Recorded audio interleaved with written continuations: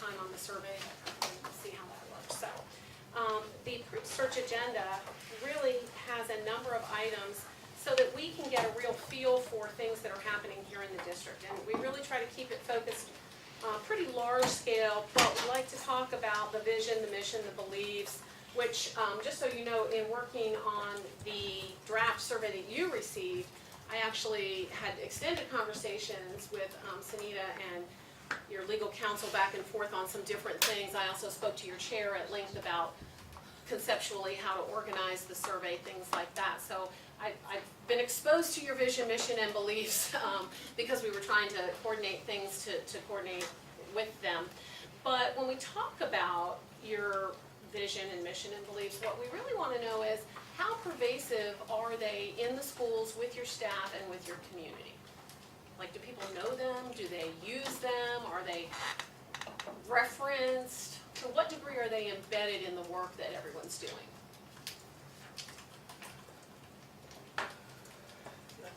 It's hard to tell.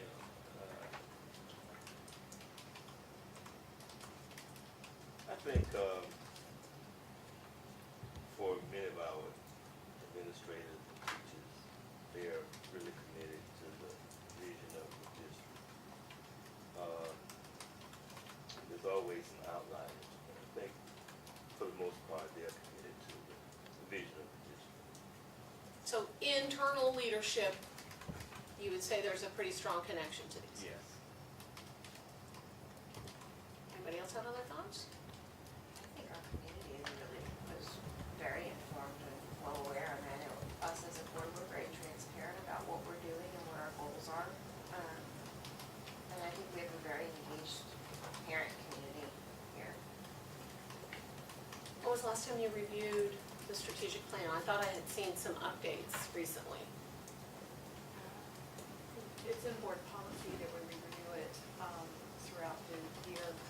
I will say there was some disruption with that this year because of the fact that there's been changes at the state level in regards to how scores were reported, and so there was some concern about any type of adjustment or modification. So there has been a little bit of a glitch with that. That Renee and I talked about that piece of it. And then she ended up retiring. Right. Yeah. But the strategic plan is something we're working currently now under strategic plan. It goes for a 5-year plan. And we are in about, what, year 2 or 3 of the 5-year That's plan. right after we started. So It's about 21. so we're headed into year 3 of a 5-year plan. Okay. So a new superintendent, it is feasible when you bring in somebody new, they might be here for a while and then pretty soon thereafter start a process of engagement on that issue. I was going to say, we also get updates on the strategic plan, and the most recent that I can think of was on the Duval Ready. One of our goals was task staff with creating a new program for, we started off calling it soft skills, that employers would have said that they want our students to have when they graduate. And so our staff created a program, and then I think this was the first year of really rolling it out on a large level, and so we have had a lot of updates on that item in particular. That's the most recent thing from the strategic plan that I can remember. Are there any pieces of the strategic plan that you guys feel, oh, we accomplished that, that's behind us, yay, we did it? No. No. If anything, we have certain metrics where I think we're further behind than when we started. Yes. And some of that, Particularly, and some of that was driven by the pandemic. Sure. So our goals and the superintendent's evaluation was based on some of those objectives on her in the strategic plan. So the pandemic set us back as a nation, certainly as a district. And so we are just now getting back to some of those benchmarks that we thought we should have had a year ago. When we also started that strategic plan, that was before we had changes in state standards Okay. as well. And so, yes, there are some speed bumps, and not to make excuses, but there have been adjustments in standards and some changes in state testing and that kind of stuff as well. What about what is the big focus that you guys have given or directed staff related to strategic goals? Is there anything this year you're saying this is the focus? I think our priority is always student achievement and our literacy rates. And I think for me, that is the focus always. I mean, there's been a lot of, barricades and things that get us off track of really staying focused on, student achievement. And I think that's with any board across the state, things happen. But for me, immediately right now, going into a new school year, I think we really need to be focused on what our students are learning and how they're learning it, and are they achieving that? I'll tag team off that, but I'm gonna go even further, drill down into that. I think reading, proficiency in reading is probably the area that needs to be at the core focus. It's strategic plan, it's definitely forefront there Sure. too. We have a citywide reading initiative that's in place through partnerships with incredible nonprofits that work with us. And there's a simple reality that we continue to underperform in comparison to like districts. When you look at the big seven, we continue to be at the bottom of it. And that's something that's got to be dealt with and addressed. Their reality is math and science and social studies are very important, but if you can't read, you can't get to that. And we've got to address that. And I will say that my conversations with prior superintendent and with this superintendent center around the fact that reading has got to be addressed. It's got to be. But can I just add that reading for our district has been a plague for decades? Because back in 2019, when I was chair, I assembled former school board chairs. We had a conversation, and we've had former chairs back to the 80s. And every single person around the table, literacy, literacy, literacy, literacy. So I only bring that up to say that yes, it's important, but it has been something that has plagued this district for a very long time. And while we've made strides, we've never tackled it or gotten ahead of it. And so figuring out what we need to do differently.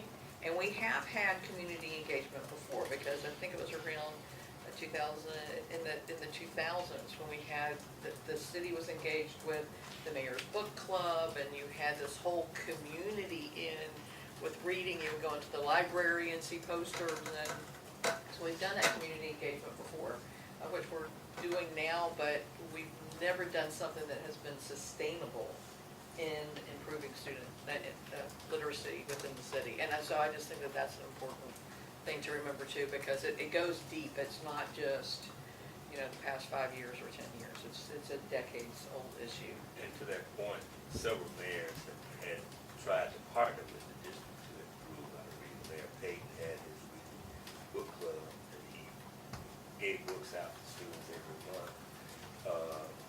Mayor Brown had the education ambassador or something that worked with the district to try to improve efficiency. So it's been, in the current mayor, I think, you'll hear Monday when she presents her budget, that's one of her initiatives too. How do we improve our reading scores in Jacksonville? She has certainly spoken about it all the way through the campaign trail and Sure gotten has. very informed, which is great. It's great. And the chamber realizes too the importance of not reading by third grade Yeah.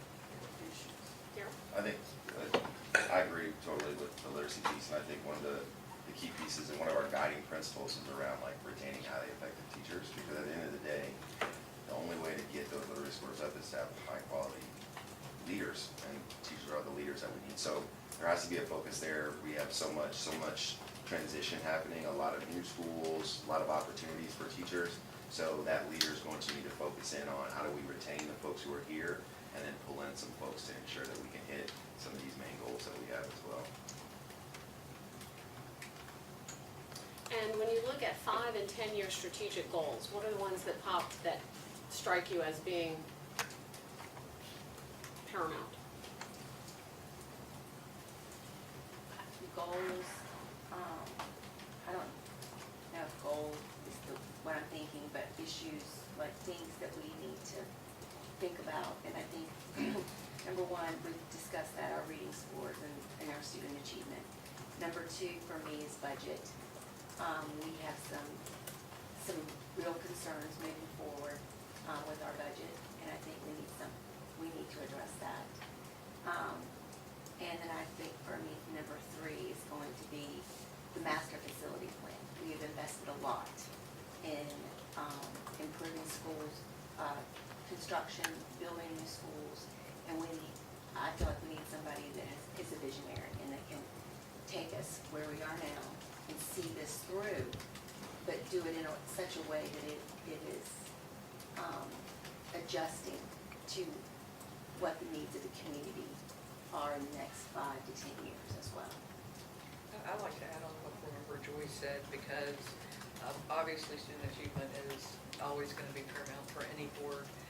But the master's facilities plan was developed pre-COVID, and it's a 15-year plan, and we have to start looking, we have to plan now for the next, 10 years.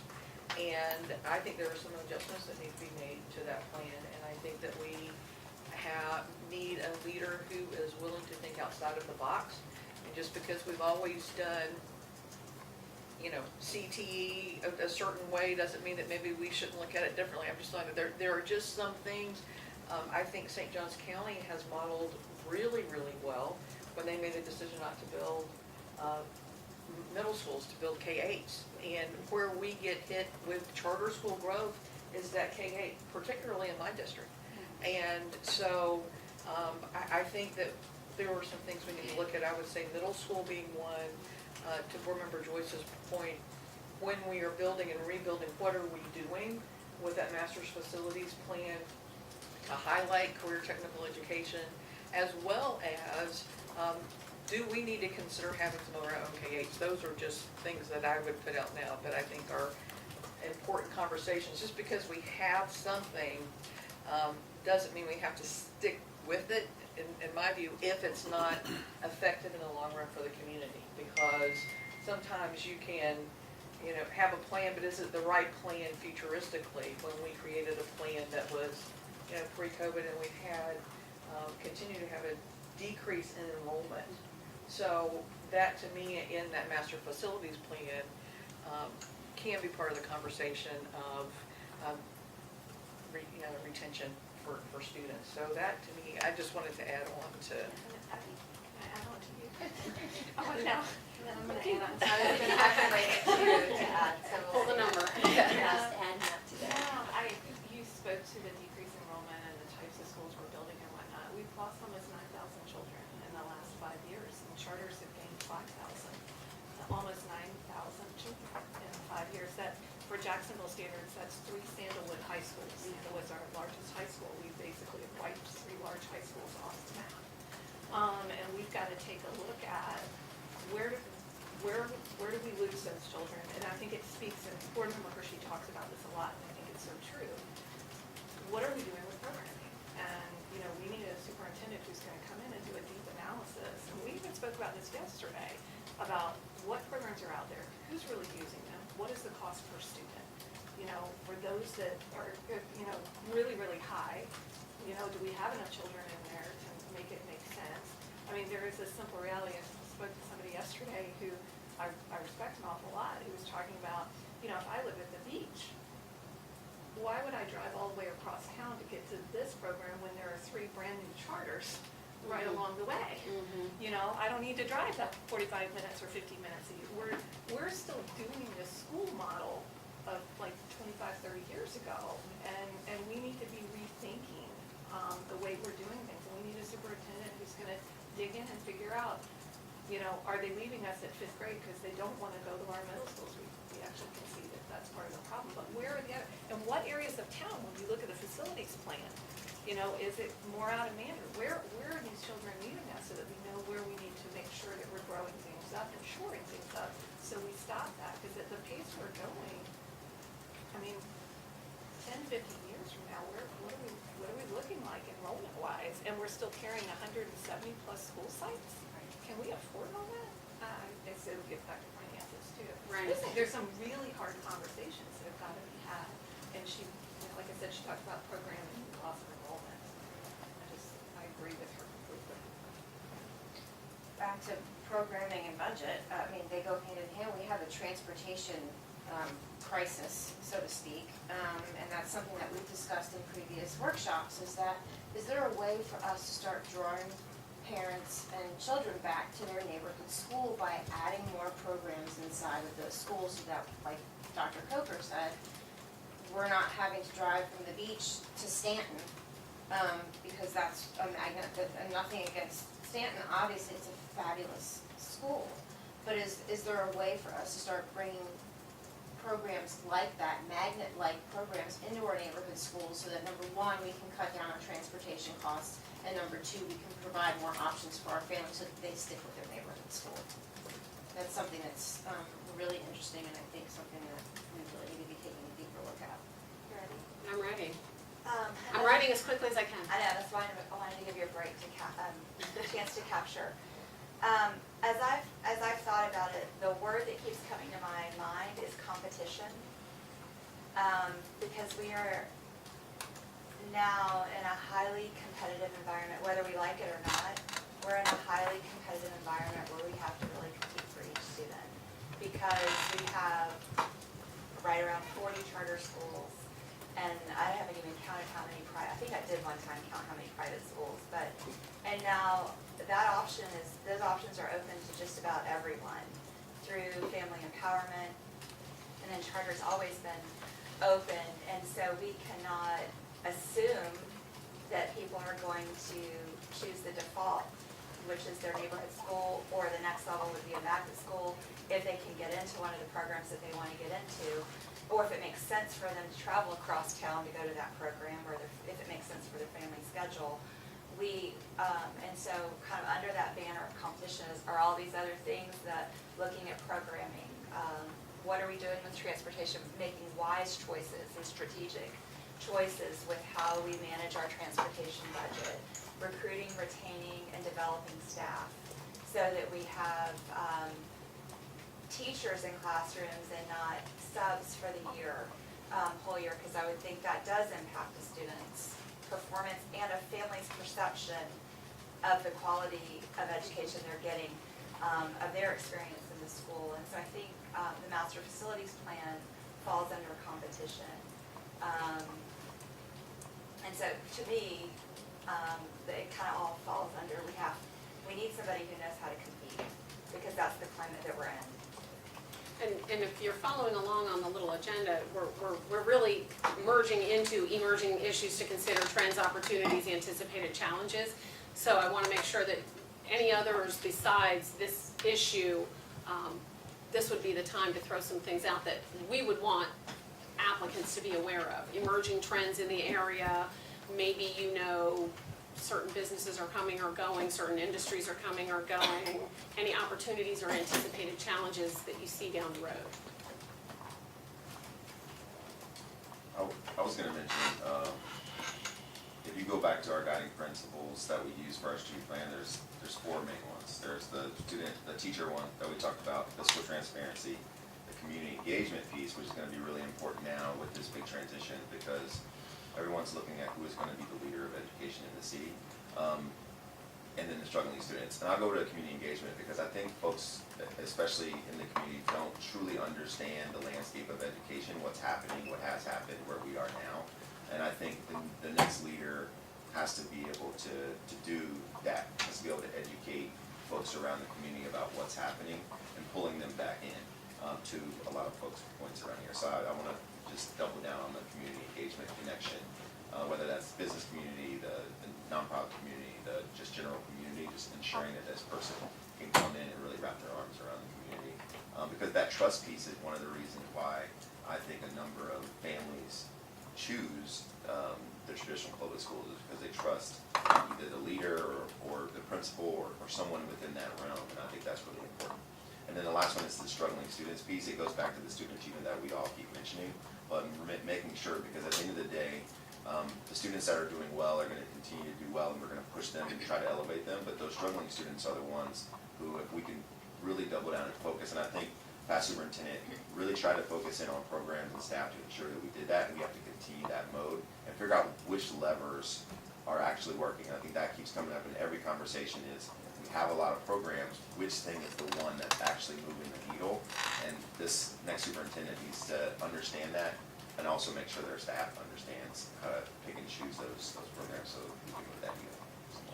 Can I add to what Willie said, because I appreciate you bringing that up, because when it comes to district grade, I know that there has been a lot of pressure on principals in my district specifically to help move that needle.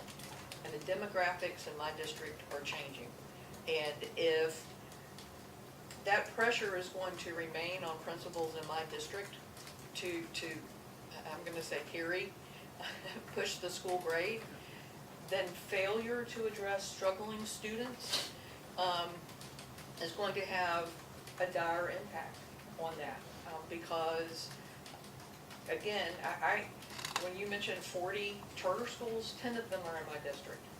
So that means that I have 2 middle schools, but then they still have, 9 or 10 K-8s they can choose, or one of them a K-12 that they can choose from. So for every for every elementary school, they've got their neighborhood school plus 9 others that they can choose. That's impacting the demographic and the students, and we're having growth in students who need support in my district that has long gone unrecognized as having those same needs and lack support. So I just wanted, you brought that up, and I just kind of wanted to highlight and underscore that failure to address that will have a dire impact on the district. And a lot of the focus has been on the neighborhood schools that are struggling. And some of those neighborhood schools are smaller schools. I think the national facilities plan addresses some of that, because many of the schools that are being consolidated and well in my district, I think we're losing more schools, but we have more schools. We have more neighborhood schools because those schools were built in the 50s and 60s when everybody walks. Versus district, they have larger schools because a lot of people drive. So there's a difference, but if we don't address the struggling students in all schools, especially the largest, as Dr. Green pointed out, we focus so much on neighborhood schools in my district and William Willis district, but you only talk about 200 or 300 students in a school, where you talk about 1,000. If you move the needle in that 1,000, you're moving more students than you are in small schools. But I will add that this incoming superintendent has to be able to communicate well with our stakeholders too. In WCP, the reason we have magnet programs is to bring those kids into those neighborhood schools that were under-enrolled and to promote more integration without having a quota. That quota has been lifted, but there are those in our community who are still watching and paying close attention to how we navigate through the transportation issue without impacting negatively on the magnet programs. Have the magnet programs been effective in increasing enrollment and some diversity? That's on the school. Yeah, in some schools it has. I can speak, having been at the school, as one of the magnet programs, actually 2 magnet programs, are now landed. In some cases, it's worked, and in some cases, it has actually had the reverse effect. Now we're majority white, and the very minority population that we were looking to try to bring about this diverse population is no longer there. And that's something that NAACP has watched as well, that there has been some reverse effect as a result of the court order as well. And again, it gets watched very carefully as well. But that's a big part of our transportation issue, because magnet, we choose to provide transportation for dedicated magnets. And so, I can speak, when I was in 7th grade, I rode a bus from Mandarin, Warren River District, to Stanton, which is in Willie's district. And it was about I know it was 45 minutes on the way home, as a seventh grader. And so, you know, we chose that, to do that. But now we have, with our feeder, or continuity, we're offering, I just heard about one of my schools offering continuity from more middle schools to this high school, but where those middle schools are located are pretty far. And so in order to support the continuity to help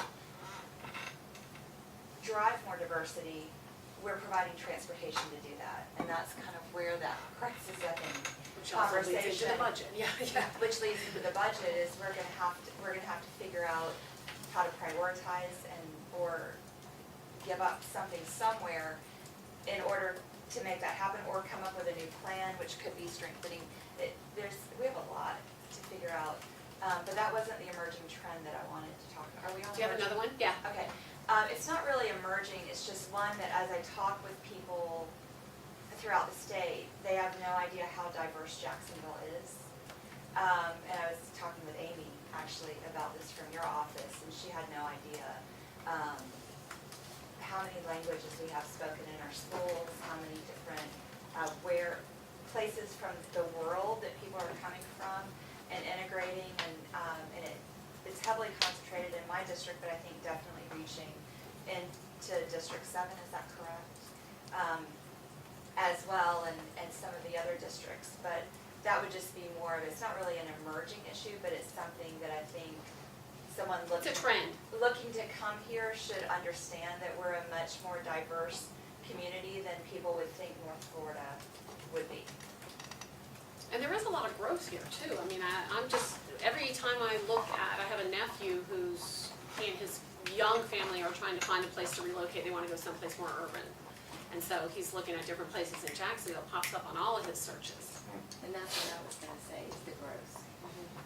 Looking and targeting where those growth areas are and making sure that we are meeting the needs of a growing community. Because at the end of the day, we want families to pick traditional public schools. I mean, that's what we want.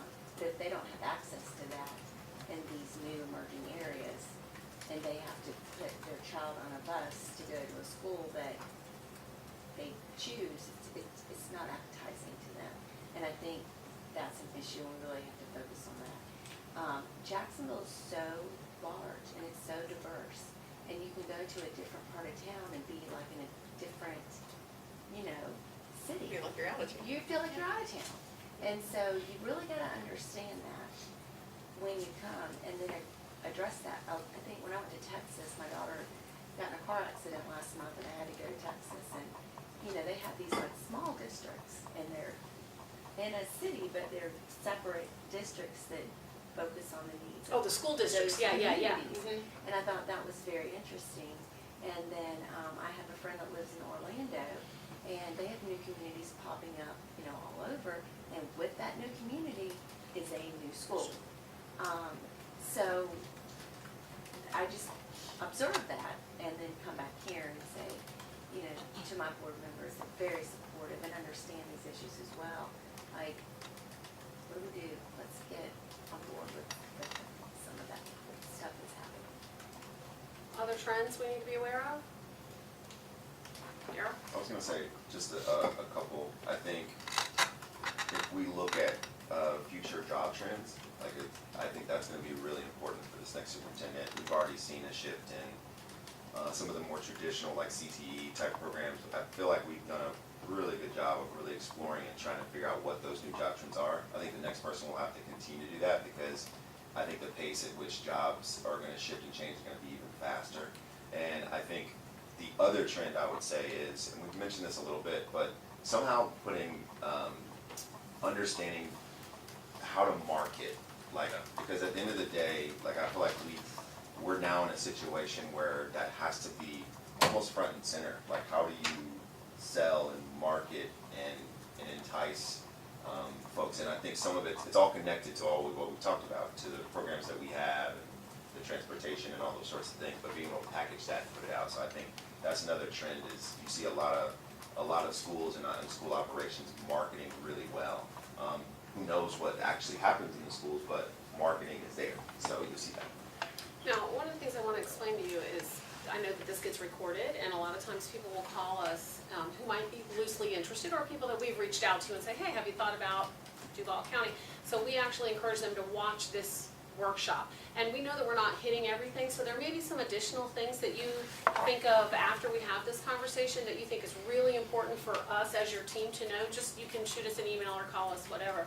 But we're just trying to get the bigger picture so we can help market you to potential applicants, and also so that the potential applicants can help better understand before they make that decision.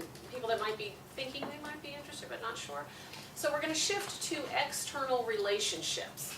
And I want to start with congressional delegation. What is the relationship between the school district and your congressional delegation?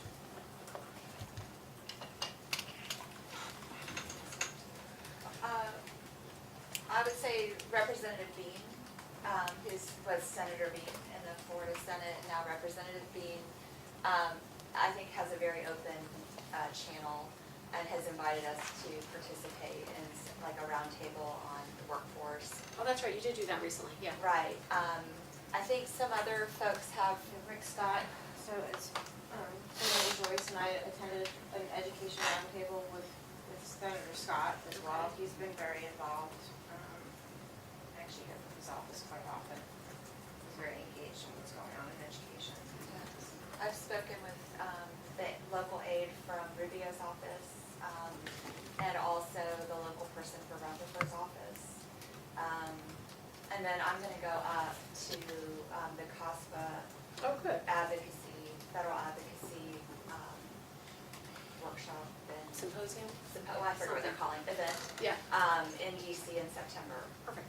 as well. I have a really good relationship with the speaker, Paul Renner. Friends from way back before he was ever speaker. Yeah.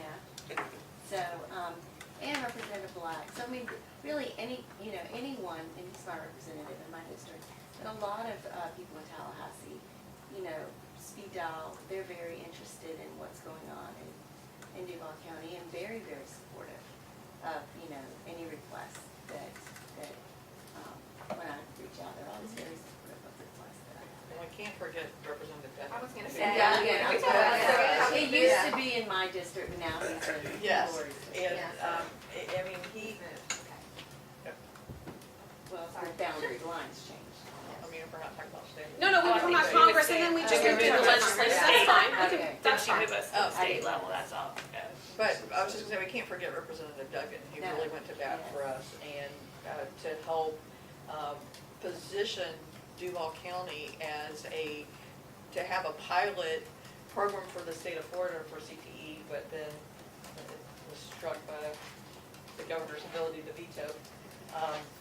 And that was over, $850,000 to do that, and he's willing to bring that back. But I bring that up just to say that I think that every person has different relationships and interacts with people differently, which helps things Some happen. school districts have caustic relationships with their No. federal and state delegations. This is what we're trying to figure Now, out. amongst this board, and then also Tracy Davis and Angie Dixon too, who have carried so much water for us. The pre-K. The pre-K, the certification, I mean, there is a lot that those two have done. And Rep Daniel Yeah, oh gosh, as yes. well, and then Michael. Yeah, kind of Michael just think we're putting safety cameras on school buses and Clay Yarborough is also in my Yarborough, district, yeah, we're very they're close. always- Yeah. I mean, Baker as well, we've You guys really. have a lot which to. we all try. of us, Yeah. No one of us has all, but each one of us, and one thing about this board is everybody leans into whoever they have that relationship with, so that we can work for the common good of the district. That's one thing, is whoever comes here, that really is true. When you look at this board, every one of us has different relationships, and it complements. We complement one another in that area. And I would say too, I think the relationship is interesting because I think we hold a lot of the relationships with those individuals, and we have. And I think the superintendent comes in as the content expert and does a really great job, the past superintendent did. So it'd be interesting to see like if that changes, like if that, I don't think it would like skip over the board necessarily because we feel like as a governance body, those are also folks who policymakers, lawmakers, I feel like that's our relationship to hold. But I think they entrust us with the information too, and then we bring the staff and the superintendent into it. So you said you didn't know if that would change with the next superintendent? Right. And what popped into my head is, it wouldn't change if they're smart. So, I mean, honestly, and to your point, elected officials typically would connect with elected officials. That doesn't mean staff doesn't also have a role. Correct. And it's important that staff supports the work that you all are doing, developing those relationships and building it. I think we've been intentional to invite our counterparts to graduations, to, we do a naturalization ceremony in our schools, in connection with the port, and so having, representatives, that's actually how I met Rubio's representative, was at that. And then, groundbreaking, thank you, that was the one I had forgotten. As we're doing groundbreakings for schools, inviting as well. So we are being proactive too in trying to foster and include, our representatives or their representatives, in the big events that the district is doing, the work of the district. And I think too, the tours, they with Wyman, touring some of the programs we have, and I want to see, and Frank H. Peterson, they feel Randolph, I think, opened his eyes to what's possible and what we could do to, better engage our students and provide the workforce that many companies need and desire, because there is a shortage of work. So I think having those tours of the schools so they understand, a lot of times they don't. A lot of our elected officials don't understand, unless they've been on the school board, don't understand many of the challenges that we as a board face. Same thing with the chamber of the business community. They, a lot of times, they say, oh, your students are failing. They don't realize our graduation rate has increased, but that, having that superintendent who can best communicate that to the community, I think is critical. Did see if anybody had anything top of mind. All right, let's shift now. What you see here is county government and municipalities. You guys have a little bit different structure than some other communities. This is my standard thing here. So talk to me about your relationship with your county, city. You guys call them the county, right? City council. Oh, okay. Each school board member, or each school board district is comprised of 2 city council districts, Okay. and then there's an at-large member for an area.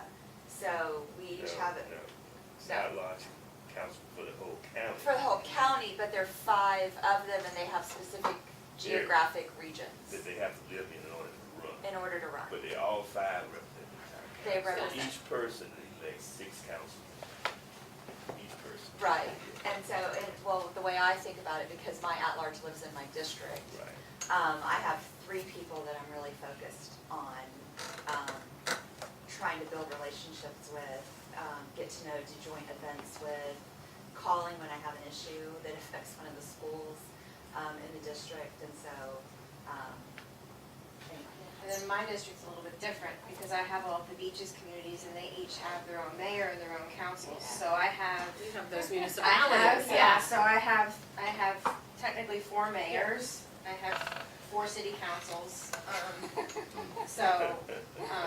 luckily our beaches communities are very small and tight-knit, and I know everybody, so it's great, I have great relationships with everybody in the beaches, but, yes, a little bit different in my district.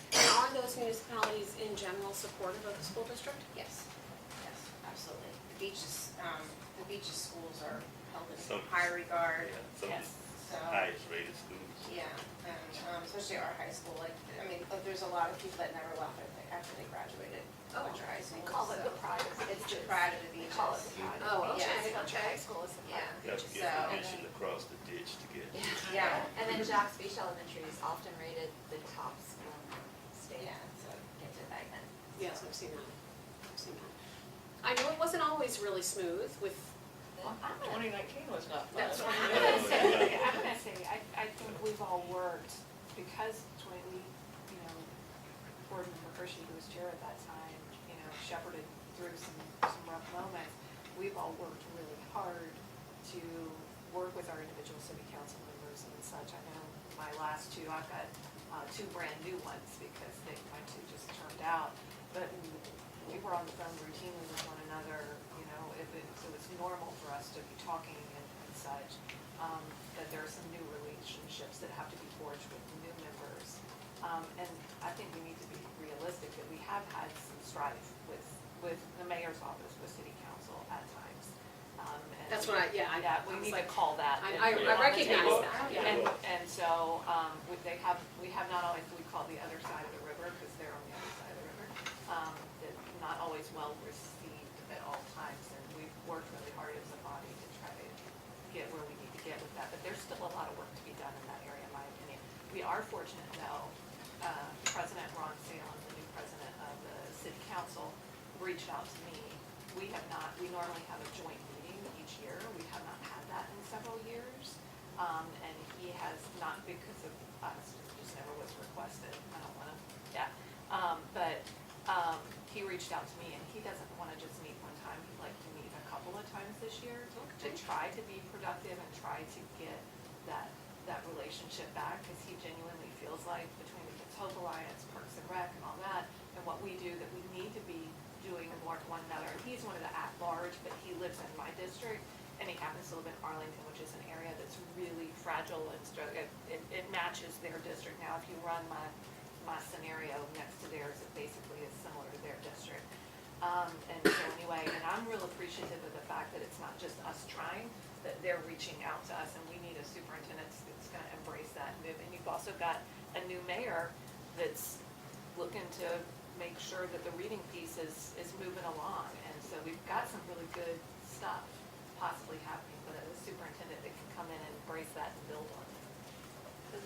Other thing too, I don't wanna leave it left unsaid, that while yes, it's a new day, the truth of the matter is that Duval County school district is the second largest employer in the city. And it would be nice if all leaders in the city recognize the value of strong public education in the city of Jacksonville. There are cities who have embraced public education, wrapped their arms around it, gotten behind it, and it's made a difference. And we've seen that in some of our surrounding counties. But oftentimes, we've had leadership in the city that has not embraced and worked with the school district and recognized us as the second largest employer in the city. And I think that's significant. And, I just want to say that I believe it's going to be beneficial for city leaders to give the school district respect and recognize the influence and economic impact that we have on the city. And hence, it is very important for us to work together. Anyway, I just wanted to say that, because I think that there was a time that city leaders blamed failures in the city on the school district. Well, if the school district could just get it together. I think we're still in that. And we've made strides, but we've got to do it together and be in concert and not I competition. was talking to someone recently, and I said, everybody just needs to own their own stuff. And I think we're willing to own our stuff. I don't know that everyone is willing to own their own stuff. And that would be really helpful. Yeah, I've never understood why there's been a disconnect between the mayor's office and the district, because if you look at economic development, Which is the very next item we're yeah, hitting. I mean, if we're not producing high-level people out of our high schools that are graduating and going out into the workforce, we want people to stay in Jacksonville and become business leaders and work for our companies that are here.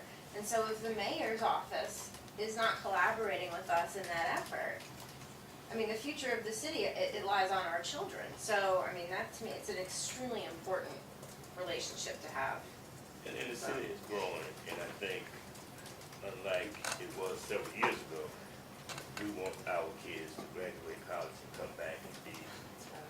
The trend is, Yeah, a lot of them don't want to come back They here. wanna come back. And it took me 20 years to come back. Yeah. My daughter is one of them, graduated from our school district, and going to college and law school, and she has no incentive in coming back to Jacksonville. Yeah. And we gotta And I change. say it to everybody because we've got to change that. We need children like my daughter. And the mayor's office can play a role in that. I think we had a previous mayor who wanted to do all he could to dismantle traditional public education.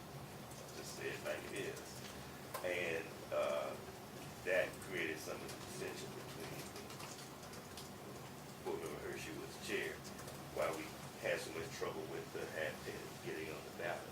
could have been a lot further down the road with, building new schools and attracting students, had we not hit all those roadblocks, political roadblocks.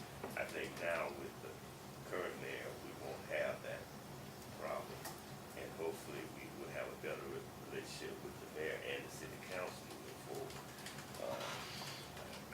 It's gonna be, you got a lot of, you got 10 new council members, so we just have to wait and see how that shakes out. You never know what you're gonna get when you elect somebody. Well, and I know the next two sections on here are the chambers and economic development. So how does the school, what's the relationship between the school district and chambers and economic development groups around this area? I'll speak to, and maybe Daryl can also speak as the most recent former chair too. For the chamber, we have a membership in the chamber. And so we are on the board of directors and they have meetings and we attend those meetings. And by we, do you mean the district or the school board?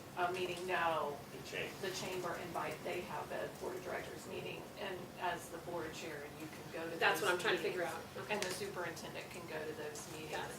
I know Daryl went to them, I've been to some, they're occasionally conflicts, which is tricky, but, anyway, but we do that, that is there. And then I know for me, I can only speak for me, there's also an Arlington chamber and I attend those meetings pretty routinely and they do a great job of supporting us for like their teacher of the year program and things like that. I don't know if that happens across the city, but that is something that happens in Arlington, so I go to both of those. Are there chambers over on the beaches? Similar, I mean, there's some groups and I try to show up when schedule permits. There's Beaches Watch Group, which is really, really engaged in what's going on in schools. We've got Beaches Watch? Beaches Watch. And so actually the superintendent and I in September will be doing a presentation just for the upcoming school year. What's coming, how tax dollars are being spent, et cetera, et cetera. But yeah, they're, I try to show up at those meetings as often as possible. Sometimes we have conflicts with our schedule, but. I think the chamber conversation, the economic development conversation is critical. Number one, because of the master facilities plan, real estate is economic development, so I think a lot of questions come with that. I do think also just the building that we're sitting in, a lot of questions swirl around this building and where it sits and what it does for the vision of downtown and the city and economic development. So I think those two things are important. I do think we have a good relationship. I think as a whole, we have a positive relationship, and I think individually, I think of course also the chamber is one who does sometimes get involved in elections, so they also support different candidates. So that's also something to think about, like that could go, it goes either way. But at the end of the day, they understand that, I do believe they understand that the educational piece of it is important to moving the city forward economically. They do understand that. The question is figuring out like which public education hat or do they put on? Because I think there's two. Which There's vision is it? traditional, there's charter, so I think that's always the question. That's the same question with past mayoral leadership as well, like which public education hat are folks gonna put on? And I think that's what's to come. The other piece I would say about this and other pieces are, there's just so much transition, city council, new folks, there's gonna be election for this board in '24, so there's gonna be a lot of potential moving parts. So it's also something to think about is how do you navigate that as a superintendent with new board members, also those new board members interact with other board members, so there's a lot of nuance that's gonna happen as well. Did I understand you to say, when you said the chamber does involve itself in elections, is what I wrote down, does that mean they endorse? Yes. Okay. But Yeah. They can. it's a There's Jack's different, Biz. it's Jack's Biz, they call it a different, but it's Right. based. It's still under the it's still umbrella. under the It's- umbrella. it's- But I it's- wanted you to can't disguise it. I mean, Wait, at the end of the publicly, day. but publicly, I wanted to make sure I identified that they do Right. do it through a Yeah. separate At the end of the day, entity. they They got either so much endorse you or trouble. they didn't. I got you. They got so much trouble, they created a different entity. I wasn't asking for those purposes, I was just trying to figure out the connection. But I understand why it's important to say that, I I do. will make sure. Let's be clear. Yeah, let's be Understood. clear in fairness to Kelly, them. Kelly got Anybody want to add anything else Sorry. related to the chambers and economic development? All right, let's shift to faith-based and other community partners. Talk to me about how those relationships are. I think they're some of our strongest ones. I think that the district had a major misstep in the spring with those relationships. And that was due to,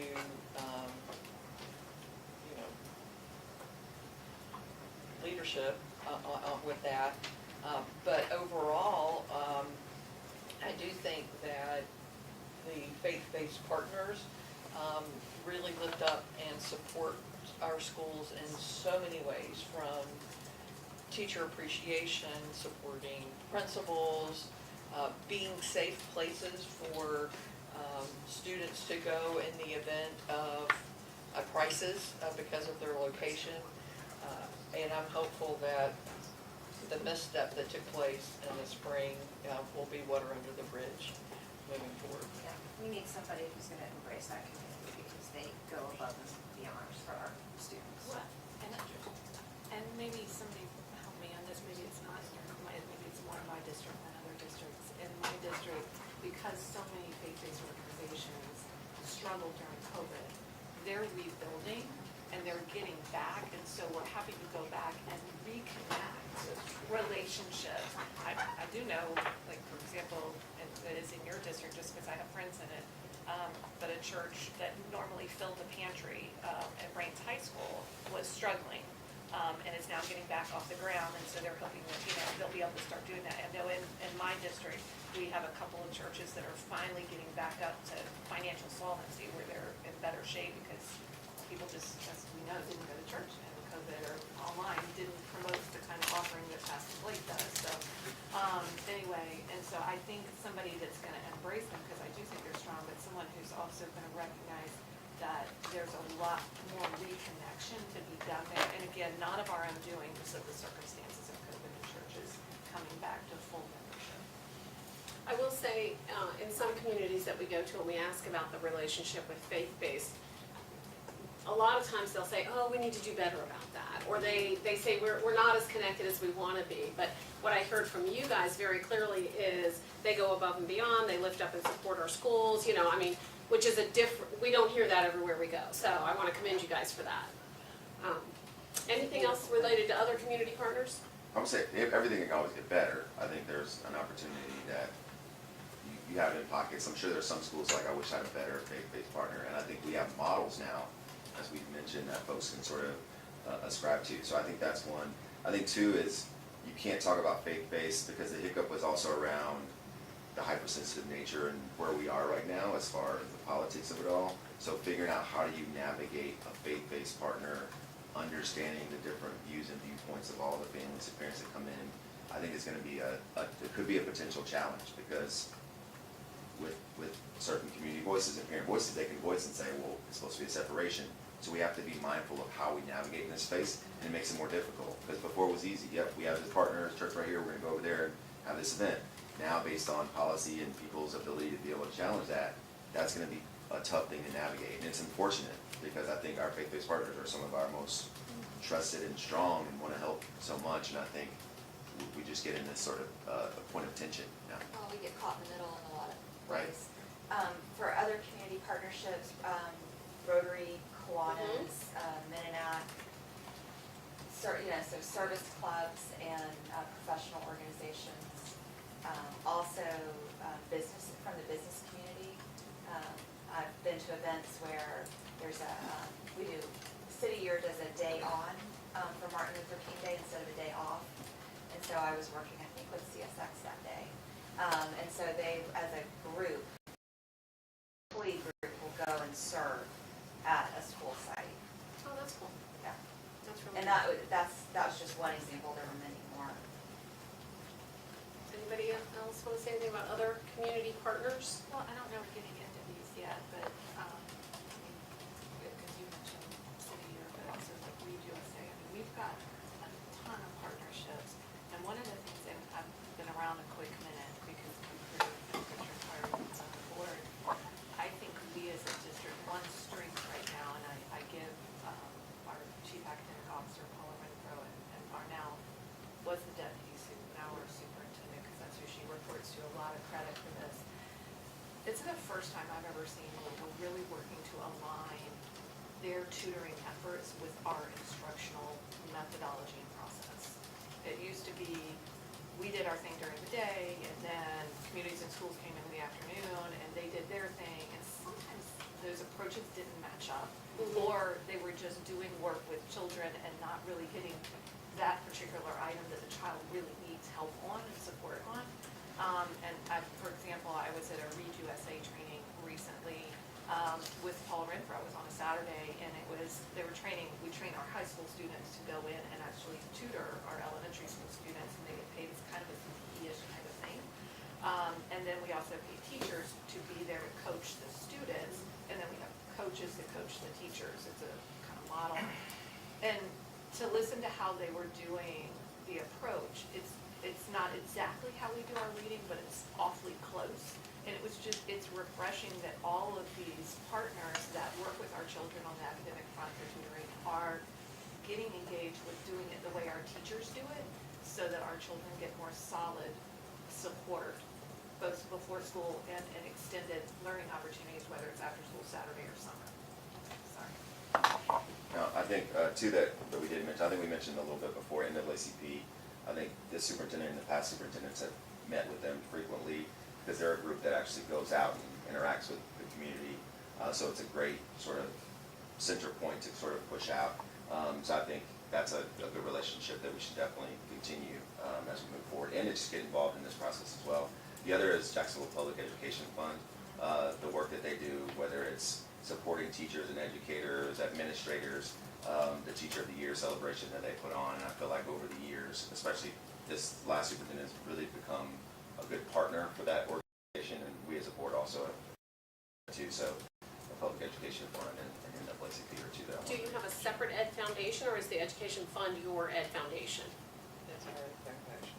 Yeah. They fill that spot at the Yeah. state level. Yeah, that's what I was asking. Yes. Other partners? All right, now we're gonna get into what may be a little more tricky of a description, and that has to do with your internal relationships. We'll start with your administrative staff. Sometimes districts don't have the best relationships with some or more internal stakeholders. So this is what we need to know, the status of the relationship with the administrative staff. I listed them as a strength. Okay, I got 2 to 3 strengths, and I listed them as 1. okay. I would Say that again? This, one of our strengths is with our administrative staff.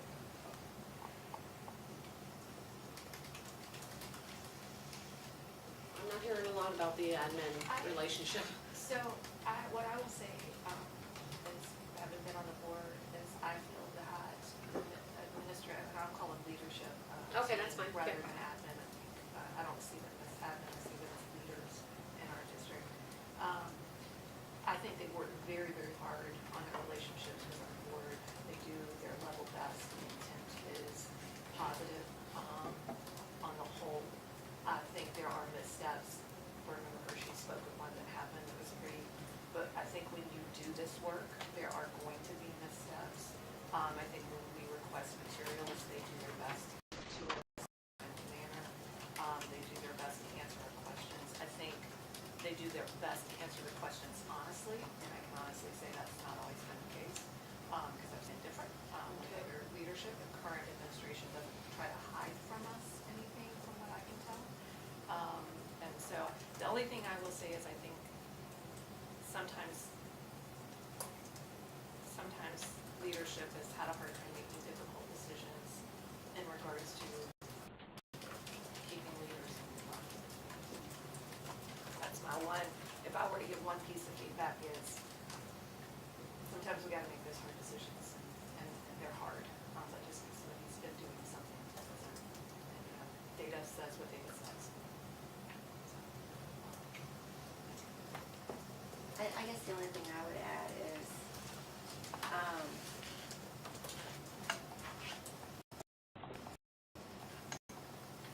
I would like to see more of a whole picturistic sort of view of things.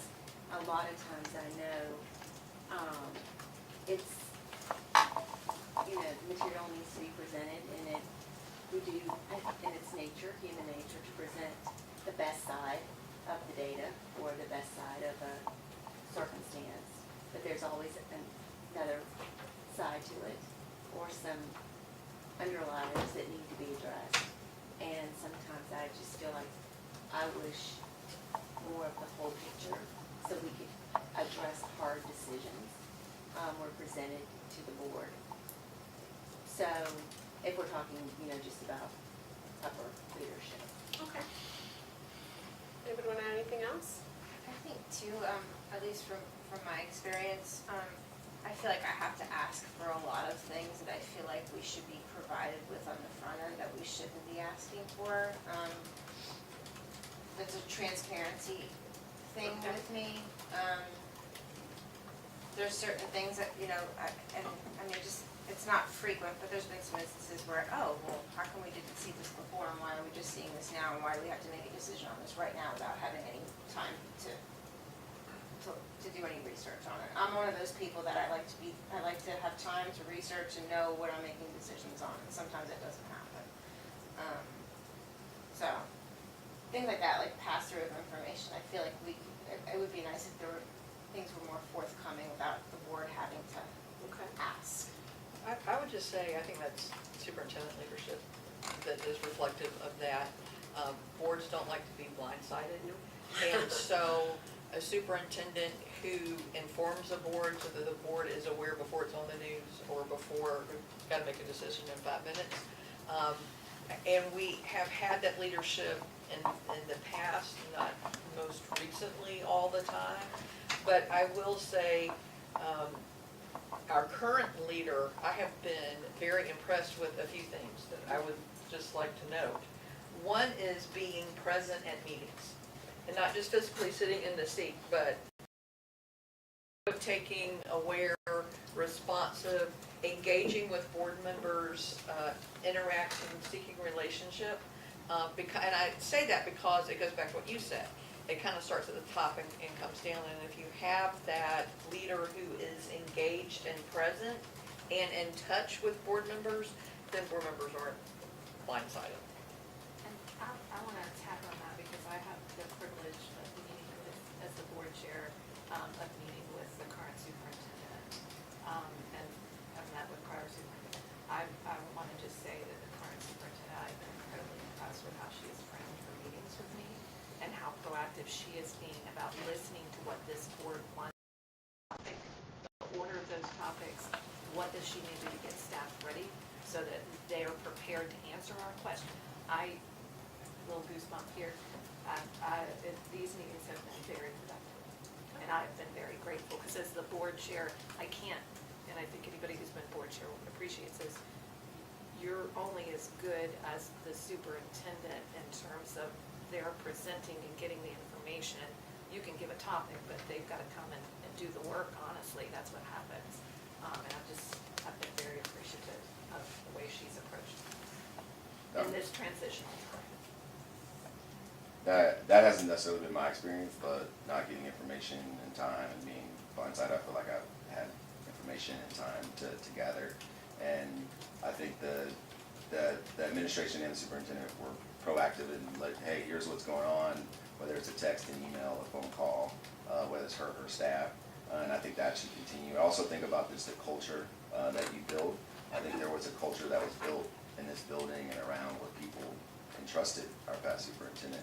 And I think that is what you want to continue because it relates to all of those other pieces of those values we talked about, retaining and retention and those sorts of pieces. So I think there has to be a bit around like building relationships, and I think the past superintendent did a good job of building that rapport from the beginning, and I think it ran through a thread throughout because you could tell at the very end of her tenure the reactions of people. You can tell a lot how people go out, and I think the reactions told the story about what relationships she was able to build and forge with those individuals and collectively as a community.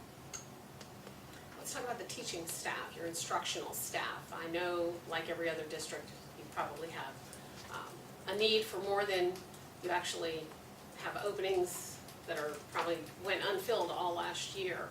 But what's the relationship with the union representation? What's the relationship with the teachers who aren't in the union? The whole relationship with your instructional staff. Talk to me about it. Charlotte? You look like you want to say something. I think the union representative, Ms. Brady, she's very engaged and she's here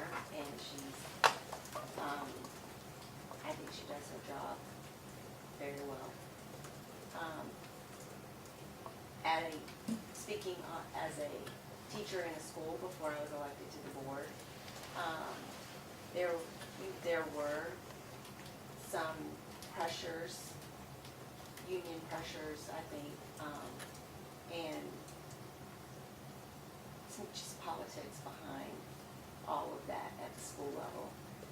That was just in the school that I worked in. So, I mean, I don't know if that's fair to just say that as a blanket statement across the district. How have negotiations been going the last few years? Can I speak to what she just, because Sure. I do think I need to give a counter, Sure. yeah, having been because I was a teacher in the union back in the day, when I first came out of school, and I was principal of 2 schools, and I had to work with my union representatives. Certainly, when I talk to principals, I ask how that's going, because as a principal, that's an important piece of the puzzle. These relationships are important to get work done. And my experience has always been, and maybe I got, like, again, I think it may be site specific. Yeah, my interactions with them were very positive. It was proactive. I had really strong union reps in the building who worked directly on behalf of children. And so maybe, I think it may be different schools have different, I just think it's important to put both vantage points out there. Because I didn't find them a stress in my world. I mean, they were bringing to my attention that teachers were concerned about. And I guess maybe because of my personality, I appreciate that I had introverts as teachers who might not be willing to come to me with a problem, but they had a way to get the problem to me so I could solve the problem to keep them in the classroom, keep them happy. And so I always saw it as a proactive piece for those teachers who were reticent to bring an issue forward, but it was really bugging them. It was a good problem solving tool. Anyway. Can I ask that for a friendly question? When you ask this question around teachers and staff, are you asking about just their general feeling about where they are? Are you asking about the superintendent's relationship with? I'm asking about their general feeling so that when the new person comes in, this is the foundation that they're gonna build on. Okay. Well, I will start over or add a little more to Okay, that. okay. I think our teachers, and again, it depends on what building you're in and what you're asked to do as school work that you're doing, because the reality is every teacher in the district has a different circumstance. They have a different set of students they're teaching, they have a different subject they're teaching, they have a different population they're teaching to. So there's a lot of different aspects that go into that. Generally, I think teachers are overwhelmed, and they are asked to do a lot of things, and everything falls, the grades of those students and the gains those students make falls on the teacher's shoulders, and they need support. And when we talk about, adding additional programs or adding additional curriculum, or we talk about adding additional behavior methodology things something the teacher has to learn, we have to take into consideration, they're already working. They're teaching from bell to bell. They're teaching all day. They have to go home with their work. They have to work on the weekend to get their grades and to get everything done that they need to get done. And it's a fact. That is one of the reasons why teachers are leaving the profession. Do they feel generally supported here? I think it depends on, again, The location? even all the schools in my district, I can tell you teachers, it depends on who their principal is, it depends on what they're being asked to do. It is, you can't blanket statement that, but if you say generally, yeah, and I think one of the things Dr. Green did very well is communicating to our teachers. She would personally write letters to say, I know that this is a bad situation and we're struggling here, and to give that encouragement to our teachers. But again, I think it's a blanket statement that across the nation, across the state, it's happening in our district. Sure. Teachers are overwhelmed. Sure. And we need to support them. I actually have been talking to friends who are teachers and just saying, we're gonna do a little mini focus group, because I'm gonna have this conversation, what do you want in a new superintendent? And the thing that's come up a lot was Dr. Green's warmth, that she she spoke to them like somebody who understood, because she had, at heart, was a teacher. The way I say it as a parent is she led with a mama's heart, especially during COVID. The emails that came out, the vulnerability in her emails of connecting with where families were and where we were as parents, and how hard it was, and some struggles that she was going through. I appreciated that warmth. And that's what I've gotten from some administrators and teachers as well, is they would like a superintendent who will understand what's going on in the school and connect with what's going on in the school. Because they are the front lines and on the front lines. And I think one of the issues we have is that, and I didn't realize this until I got on the board and into it, is that we do a lot of responding to what happens in Tallahassee. Yeah. And so, to the extent that we can mitigate or soften those blows somewhat, we want to try to do that so that it makes sense for the people who are actually implementing the policy and procedures that are coming from Tallahassee. But there is that reality, is that we do a lot of responding and readjusting and reacting to what comes from Tallahassee. And so that is some of that feeling like, we have this standard, we have this. I said it in one of our FSBA meetings, that my daughter, who just graduated, went through FCAT, FSA, and FAST. Oh, jeez. And the time, and we moved here, she was in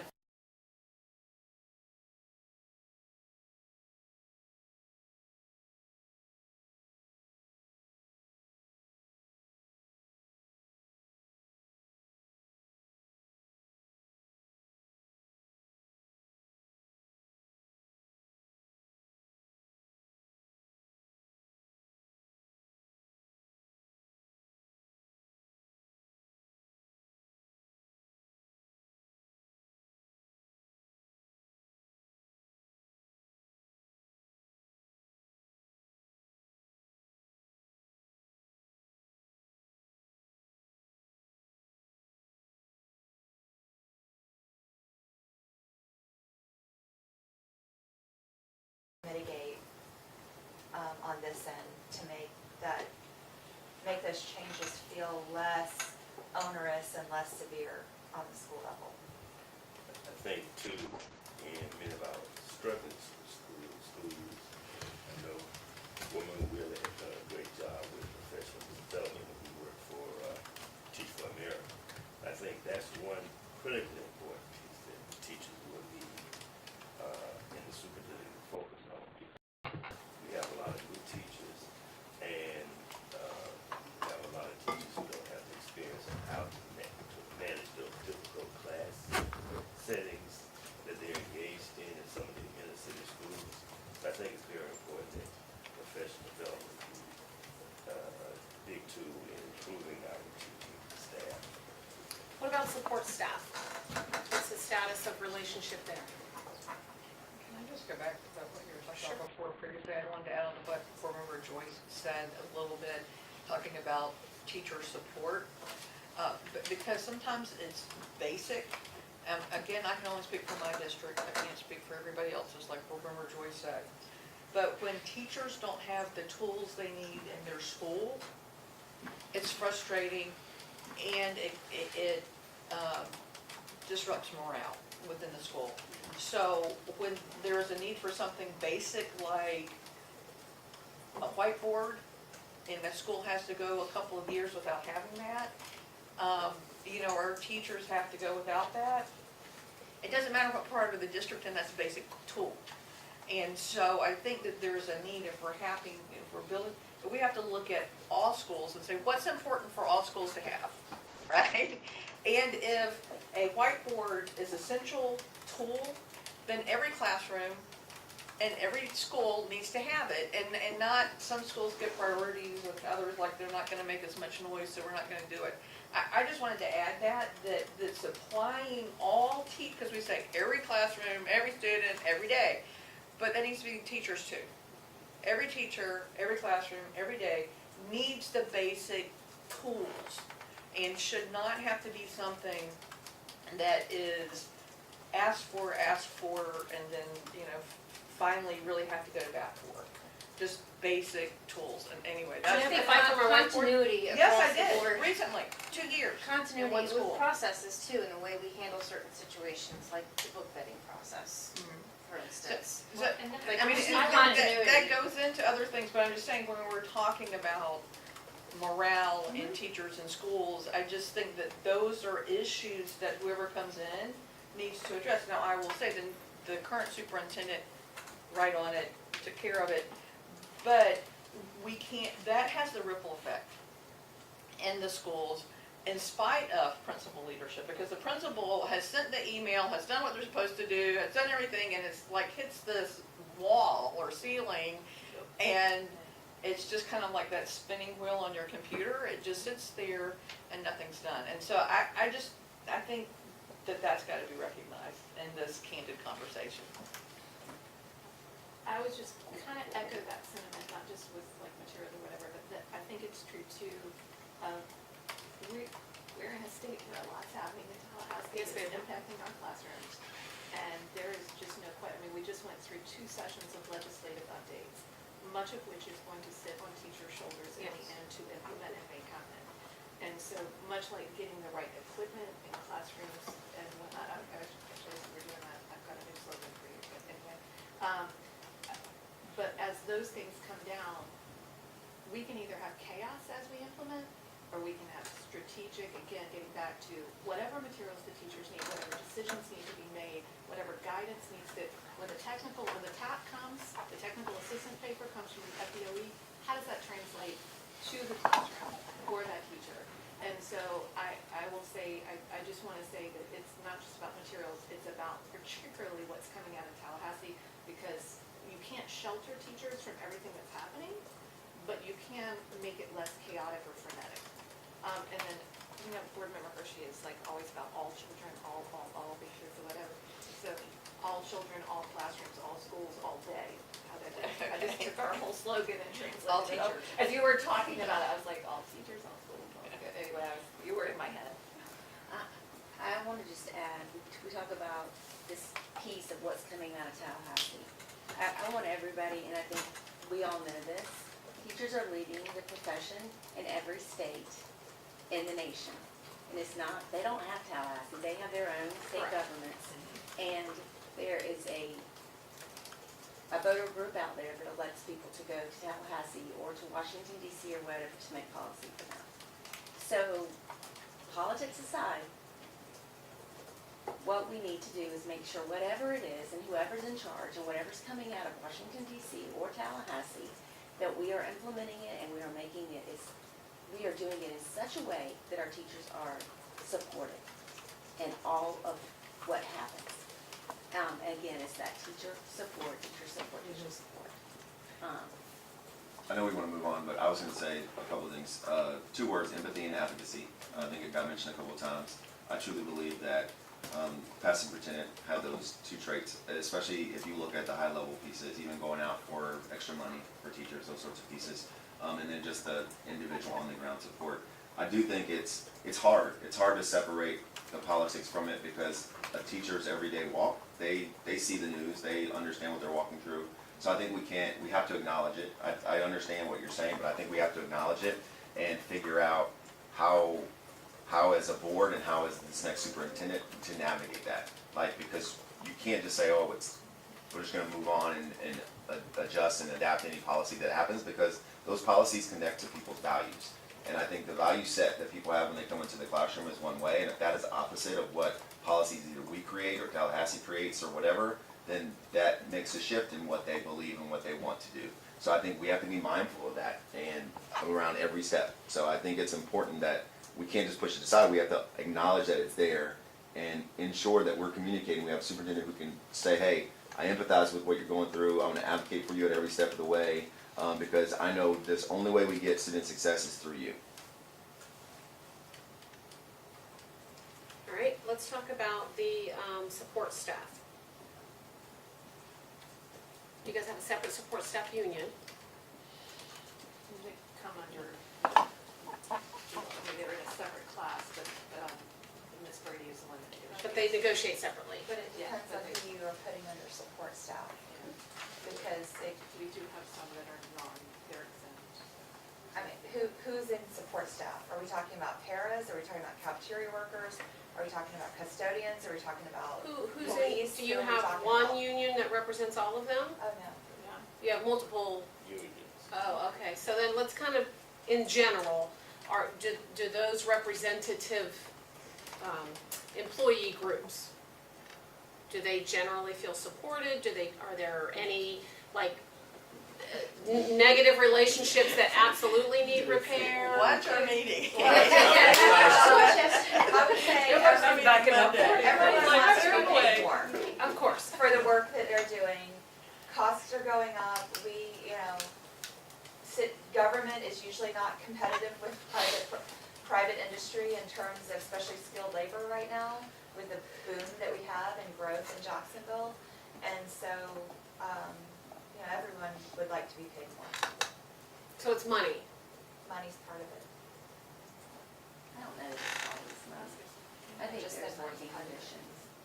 And are you able to fill all your positions? No, Mostly bus drivers or other positions as well? Not all positions, we've had some vacancies, for a couple of years, like CFO department, we've had. Back to your master facilities plan and rethinking things, right? We also contract out transportation, cafeteria, and custodial. So there's another layer there. We have a lot of public, we have a lot of partnerships with private entities even to cover facilities, which can cause contention with employees when they compare the private sector coming in and doing work. Oh, I see. versus Yeah, them. yeah, yeah. So we've got some See, of that's an those important public- dynamic for us to be aware of. that Yeah. public-private partnership, haven't, and I'm not sure how we got there, but I think that the decision was made at some point to do that, and that's had a ripple effect, and really, if you just watch our last board meeting. Was it this week? Because I didn't Yeah. watch that. You watched? Okay, go back. Monday night. Okay. But it's been there previously, but the most recent one will just. Okay. But just if you go back and listen to that particular part, I think it'll give you a good. I think it'll be picture. important for me to do that then. That's Thank you. right. All right, we'll Or skip over whoever. that one. Two more groups and then the board superintendent relationship. I think I saw a big stack of policies and protocols related to that, so we may not need to spend a bunch of time there. But let's talk about parent and guardian. What's the relationship between school district and your community's parents and guardians? So you're talking about the PTA or That's part of parents it. in general? Both? again, we are a very large district, and it's gonna look different, depending upon what school you go to, what community you're in. In my district, there are schools that have a lot of parent participation. Parents are very, very engaged, and there are schools that there's very, very, very little parent participation. And so, I can't really give you a general, to me, it just depends. And the other thing too is now, post-COVID, there are a lot of organized parent groups. Mm-hmm. In fact, I called Remember Kearney after a community meeting that I had, because I had a large population from her district show up. And so there was a time pre-COVID, if I had a community meeting, most of the people who came were people who lived in my district. This particular time, I had a community meeting, an organized parent group came, I'll use the word hijacked the conversation of that meeting. And so then it was a very different meeting, because then it was intended to be a conversation with my community. That group show up that Had strong feelings. Had strong feelings that did not allow that conversation, and I shared that with board member. I think I called you right after my head was spinning. You were fired up, But anyway, I share that because that's another piece of it, is that while there are each, you know, school or community might be different. Now there are organized groups who engage. And they're not Is that- specific to schools like your Right, SACs they're on- or your they're on- PTAs they're on would the be. district. They're more District- broad. they're more Yeah. broad. And you can't say, you Does know, the district have a community-wide parent advisory of any sort? Yes. Yes. Okay, and that's an active group? Yes.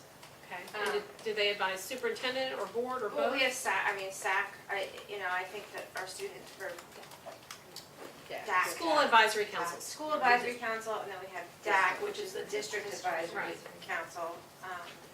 But the one thing that I wanted to bring up was, and just from speaking to parents, and I'm sure this is probably a nationwide issue, is that there's such a drop-off in parent involvement in middle school. Yes. I would like to be able to find a way, because then I think it picks back up with sports and everything in high school. And I think that's a lot of times, those are the most difficult years for our children is middle school. Everybody knows that. It's a tough time to be a middle school kid. I wouldn't want to go back. And, I taught it. I taught middle school. but I think there's a I would major, totally go there's a back. pitfall I love there. middle school. Because I know in my district, our elementary school, we have so much parent involvement in elementary school, it's overflowing. But there's this drop off in middle school that I would like to find a way to be re-engaging middle school parents to get involved some way, somehow. And as in many other communities, those parent groups that are starting to organize outside of a single school with some common interests, we are seeing an increase in that. Talk to me about your students. Tell me about your students in this district. I know you have a loss of student count and students going to some charters, but the students that you still have here, how involved are they? What interactions does the district actually have with students? What kinds of major big programs have you designed recently to meet their needs? So I'll speak to one, and it actually is the brainchild of our current superintendent, but we have a student government, JAGS, which is part of all of the leaders. So it stands for. Jacksonville Area Government Government Students. Students, yeah. Okay. I just think it's helpful for. But they meet on a monthly basis. Our high school regents who oversees that process. And they come together with topics. They've dealt with dress code. They've dealt with all different dress codes, the one that they've really gone into. But and they send they're organized. They send a representative to most board meetings, not all. Sometimes they're in the middle of finals, so we don't see them. And they speak on the issues, and I'm appreciative most recently that they moved not just to speaking on the issues, but giving possible solutions to the problems. I know that other school districts actually have a student who sits on their board, not as a voting member. Some do. And we don't have that, but this is what we have in lieu of, and I actually like it better because we see multiple students, and we see students from every single high school, not one child all year long. And we are invited to go and attend those meetings if they want us to come about a specific item, and I know each of us has gone at different times and spoken with them. And so I think we work hard, and again, this was a brainchild. Dr. Kusner did it, 7 or 8 years ago. She worked to put this together, and it has stayed. And I think it's a group that we appreciate feedback from. And like I said, they're proactive in how they do it. Good. We need to run them for office in about 15 years. They're gonna all be good. Outside of that, we also have students come to speak at our meetings for public comment on different issues that are important to them. And I think our communications department does a good job recognizing students. So at the beginning of our meeting, we have a recognitions portion. I think that's good for our community to see who is at our school and the great things that are going on, that our students are doing. We also have started having students come in to do a student performance before the meeting, and so we can highlight musical groups from different districts. And then we have, during the school year, each district, one per month, will spotlight a school, and so give the principal an opportunity to come in and make a brief presentation about what the school, what the theme of the school is, and the programs in the school, which also highlights students. And we spend a lot of time talking about student achievement. That's our main goal, right, is to increase or move student achievement. So we do talk about students in terms of data points, not that students are data points, but the data points help us see what's happening with our students, which then drives the conversation to programming and instruction and leadership as well. I would just add the marketing piece. When you drive through our city, we have buses or big trucks that have students on them. That are, a program, and there's a student there.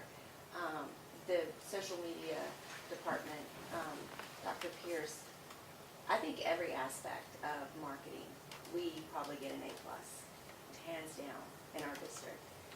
Because we're out there. We respond. Yeah, we respond. You see Duval County Public Schools when you go into our community, where you're going. You see students. So whether it's marketing for a school or it's just highlighting students in our district, I think we do it very well. Okay, that's great. All right, I'm watching the time and I'm trying to be mindful of the time. I want to go over the timeline here. I know that you have protocols with board superintendent relationship. I don't want you to think that's going to fall off my radar, but we'll catch that at another meeting because we have a little bit of time on that. Let's shift to the tentative timeline, John, if you don't mind, and then we'll move quickly to the draft survey. And we'll have an opportunity for final thoughts that you can share with me and we can add to this in case anybody has anything that pops in their mind before we leave. Just pass those down, please.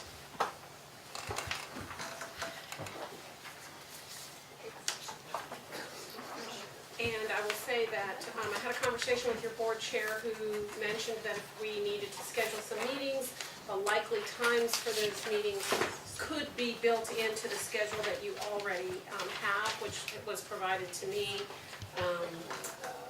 So we would try to, as we fill in the blanks on this, populate the actual dates, which would be the Thursdays after the second board meetings of each month, and or times during the grievance and expulsion opportunities, because sometimes there's a little bit of extra time there. But in general, we want to get your feedback. John, I'll let you kind of tell them how you built it and why you built it the way you did here. Excuse me.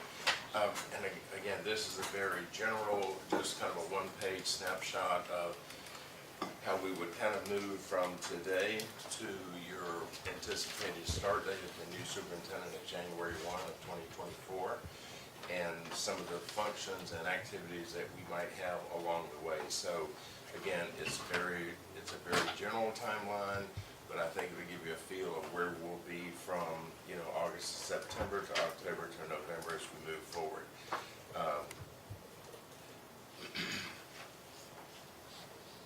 If we kind of look from today through the end of August, we kind of we'll picture that we'll finalize our public online survey. We understand that the board does want to have a online survey to run for maybe 2 to 3 weeks, whatever usually your IT departments have a range of dates that they feel input is going to be given by this date. We could conduct that online survey. We do want to get your input on any type of community forums. Do you want virtual forums, which since COVID have been fairly effective? In some of our previous community forums, let's say if there were 3 or 4 areas in the county you wanted to have a forum at a high school, attendance honestly has been anywhere from 10 to 15 to 20 people. Our online virtual forums that we can publicize well, you'll have anywhere from maybe 85 to 100 participants through those avenues. We could have 1 or more of those virtual forums to give the public, maybe multiple opportunities to participate. That would be one option. And of course, all of this is really to be publicized well by your group, to notify the public in your community of these opportunities for them to provide input into your search process. One item too that I think is already under development with Tracy is you'll have a website, superintendent search portal. Yeah, And then it's already up, and I don't know, Tracy, if you want to make a quick comment about that. To date, your portal, it's kind of up, and you're prepared for future additions to the portal. The portal is more, it'll be kind of a breathing, living document as you move through the search process. We'll add different items to that, information about any forums or virtual forums you'll have, the timeline, once we finalize the timeline, but that will kind of be a breathing document as the search moves forward. But we would hope by the end of August to kind of have the survey done, and any kind of community forum, virtual or otherwise, that you would like to have. After that point, for the end of August through September, we certainly would provide the board with the results of the online survey, provide the board with results of any forums that we might have, virtual or otherwise, and then from that feedback that you receive from those opportunities for public input, we would like to have the board determine what qualifications in terms of contract you might want to offer or be ready to advertise for the vacancy. We'll talk about the application process. What do you want to see in an application? Where do those applications go? We typically, because there might be inside applicants, we try to keep the HR department away from the application process, so there's no opportunities for someone to accuse the HR department of either encouraging applications or discouraging applications. We usually have the applications come through FSBA. We'll process those and then submit them to the school board as they're completed and submitted in. Work with Sunita to get what's needed for public records there and the availability of those for the public. We also would kind of talk about the advertisement venues. Typically, there are 4 or 5 venues that we would recommend you advertise in so that we have a good nationwide exposure of the advertisement, and also a couple of good sites where we have a pretty good success with diversified candidates being able to access the information on a vacancy. And then as we move through September into October, that will be our advertisement period. I will say that the venues that we look at advertising in, they have rates for either a 30-day advertisement or a 60-day advertisement. There's not much in between, and really I think with the notoriety of Duval County, and FARA already knows that the vacancy will be coming soon nationwide. 30 days is usually an ample time. If you've got active job seekers who are interested, not the passive job seeker, but if you've got an active job seeker and of interest in Duval County, the 30 days will be an ample period of time to advertise. We also would kind of discuss around September, October with y'all, once the application period closes, do you want then to identify a group of semi-finalists where you might come up with, say if you have 25, 30 applicants, that you might pick 8 or 9 semi-finalists to have those semi-finalists respond to the board in written form to 2 or 3 questions and in video response to 2 or 3 questions. So you could then use that information to say, now we want to take this field of semi-finalists, 8 to 10, 6 or 7, whatever the board might pick, down to a number of finalists, 3 or 4 or 5 finalists, to bring those finalists in for on-site interviews. So discussing that possibility of identifying semi-finalists and then moving down to finalists, we can do that through September, October. We'll talk about also at that time the on-site interview process. Typically, it would be a 2-day process with first day being interviews by the board of each of your finalists. If you have 4 or 5 finalists, you can do that in 1 day for an hour and a half for each finalist, followed by a second day of 1-hour interviews individually with each board member and each finalist.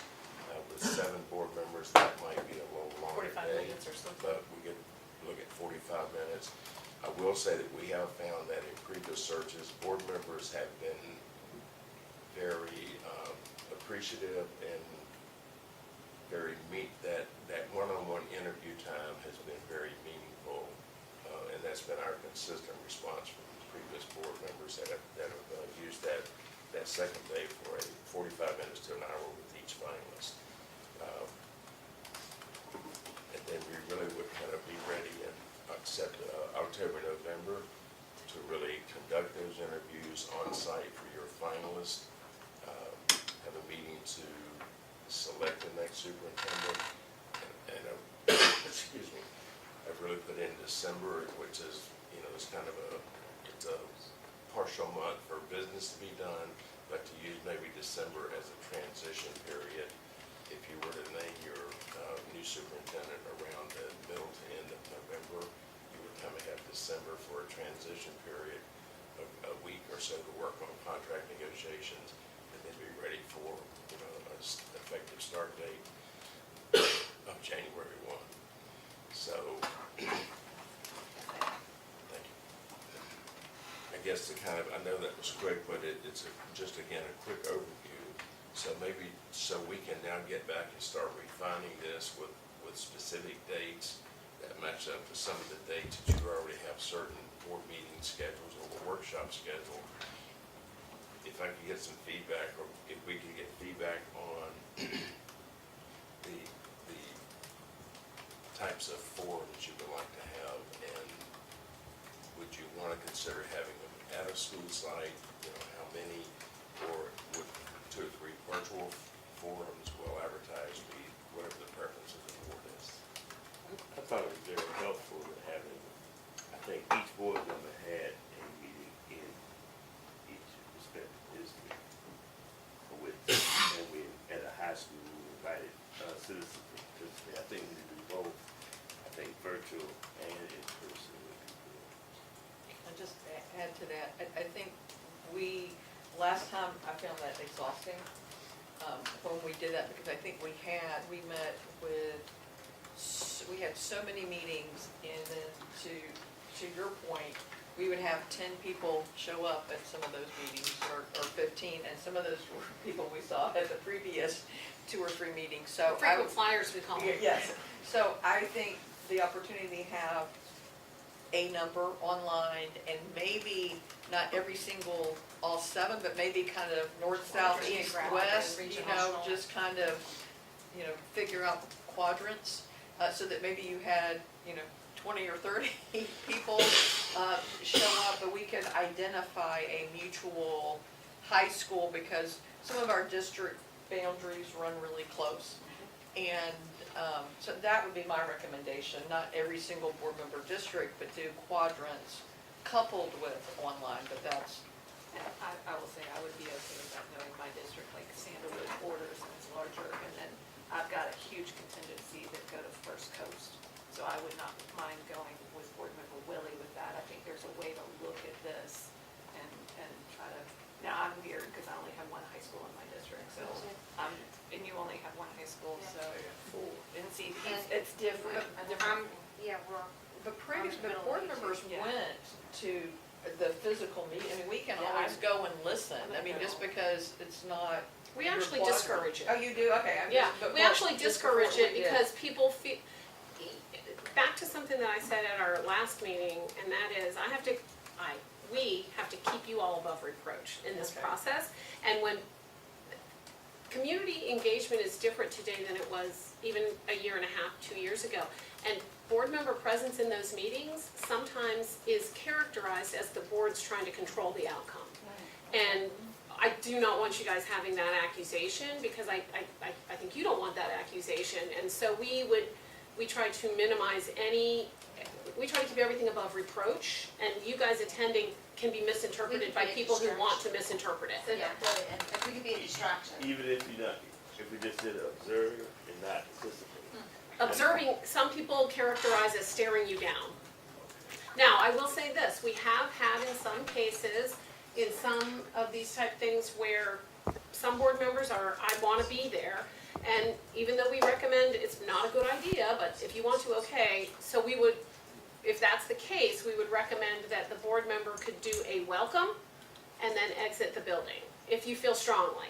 But people are not, this is a process that, it's not just this process. These days, people mischaracterize things. They just do. And it's a contentious environment in our communities across the country, across the world. And so we're just trying to mitigate that. They don't know us.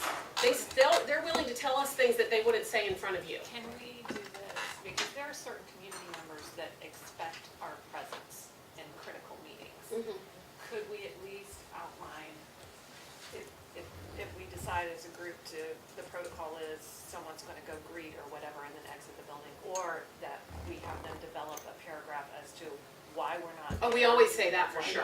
I wanna make sure, cause I'm Yeah. thinking about some community members that I want them to know why I'm We not tell here. them, I'm we expecting specifically to be ask board members not to come, and here's why, if that comes up. That's part of our introductory Yeah, comments. I'd like it to, absolutely, and I'd like to know what that language is, just Yeah. because Right, and I will say too, to I'm Andrew's good point, with it, I'm good with what you're saying, and I appreciate where you are.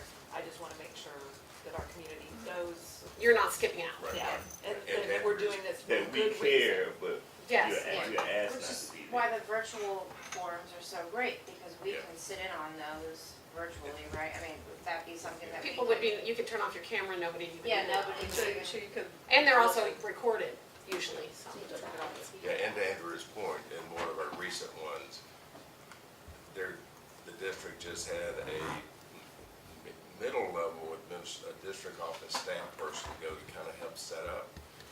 And at the end of that meeting, and that person stayed for the whole forum, there were members of moms and dads at the forum that said, you know, this person's gonna go back and tell the superintendent what I said about the superintendent. And we just said, they're not here for that purpose, they're here. So it is a real issue that your public sometimes is very concerned about.